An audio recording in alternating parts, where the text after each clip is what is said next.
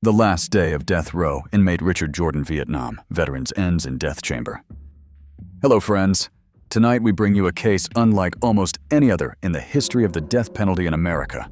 On June 25th, 25 Mississippi carried out the execution of Richard Gerald Jordan, a man who had lived under a death sentence for nearly 50 years longer than almost anyone else on record. At 79 years old, Jordan was the oldest prisoner ever put to death in the state, and his story stretches back to the 1970s, through 4 separate trials, endless appeals, and decades of waiting inside a small cell at Parchman. He was a Vietnam veteran who returned home haunted by war, but it was a crime in 1976 that sealed his fate and set a Gulfport family on a path of heartbreak that lasted for generations. Stay with us as we uncover his final day, his last words, and the long shadow of justice. Subscribe for more prison documentary stories. The story begins in January 1976, just 3 years after the Vietnam War ended. Richard Jordan, then 29 years old, had returned to Mississippi following 3 combat tours overseas. By this time, he was a man hardened by battlefield experiences, scarred by trauma that would later be diagnosed as post-traumatic stress disorder.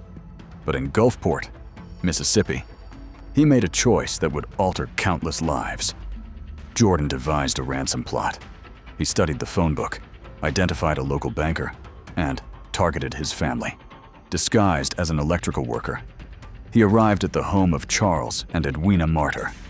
Edwina, just 34 years old and the mother of 2 children, allowed him inside. What she did not know was that Jordan planned to abduct her, demand money from her husband, and then vanish. But the plan quickly turned from extortion to tragedy. Jordan drove Edwina into the woods of the DeSoto National Forest, where he fatally shot her. He then demanded $25,000 from her husband, claiming she was still alive.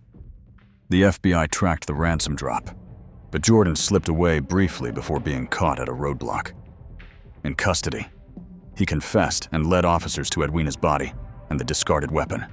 His cooperation, however, could not undo what had already been done. Jordan's case became one of the most unusual in American legal history because his sentence was not carried out for nearly half a century.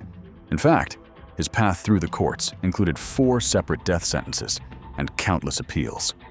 The first sentence in 1976 was overturned when the U.S. Supreme Court ruled that automatic death sentences were unconstitutional. Jordan was retried and again sentenced to death in 1977. That sentence, too, was later vacated in the 1990s. He was even offered a plea deal for life without parole in exchange for waiving appeals. But he challenged the validity of that agreement since life without parole was not a sentencing option under Mississippi law at the time of his crime. Each new trial, each new hearing, pushed his execution further into the future. In 1998, a 4th jury once again sentenced him to die. By then, Jordan had spent over 2 decades on death row, becoming a fixture of Mississippi's prison system.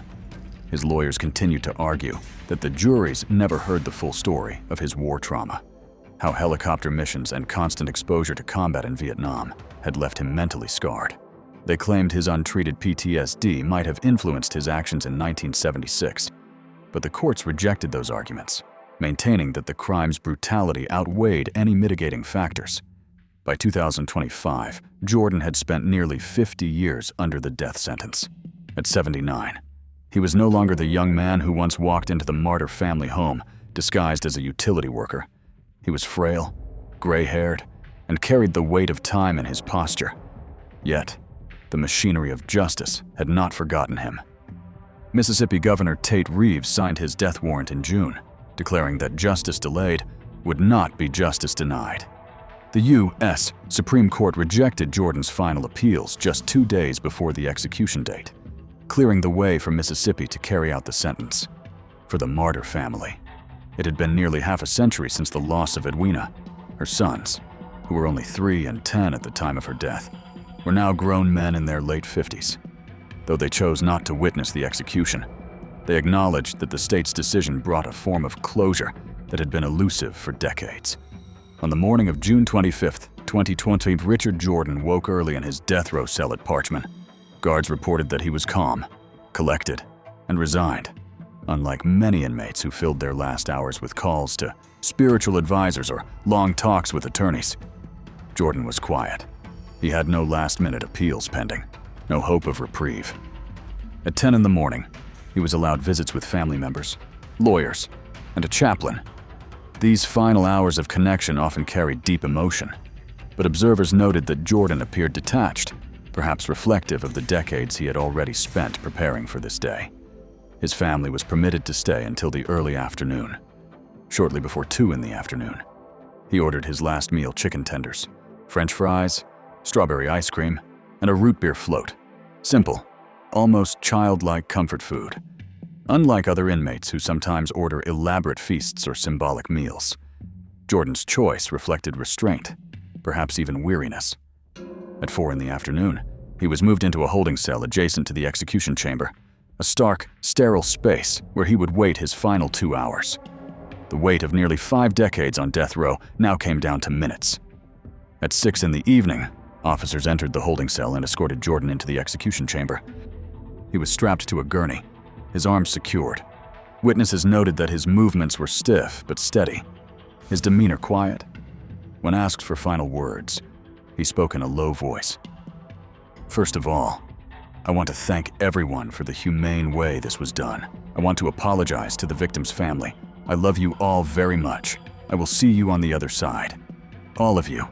To some, his words sounded sincere. To others, they rang hollow, even sarcastic, particularly given the debates surrounding Mississippi's lethal injection protocol and its ingredients. At 16 minutes past 6 in the evening, the first drug flowed into his veins. For several minutes, Jordan experienced visible convulsions, his chest rising and falling sharply. After about 5 minutes, his body went still. At 23 minutes past 6 in the evening, he was pronounced dead. Richard Jordan's death marked more than just the end of one man's story. It closed the chapter on one of the longest-running death row cases in American history. As the needle pierced Richard Jordan's vein on June 25th, nearly 50 years of waiting finally came to an end. His case stretched across generations, from the moment he walked into the martyr home in 1976 to the evening he was strapped down in Mississippi's execution chamber. For the victim's family, who carried the weight of loss for almost 5 decades, his execution brought a long-delayed sense of closure, even if it could never erase the pain. For the state, it was proof that justice, though delayed, would not be abandoned. Yet Jordan's story leaves us with haunting questions about the scars of war, the failures of the system, and the meaning of punishment when a man spends a lifetime awaiting death. His final words were soft, but the echoes of his crime and trial remained sharp. Subscribe to Deathwatch Diaries for more prison documentary stories that confront these difficult truths.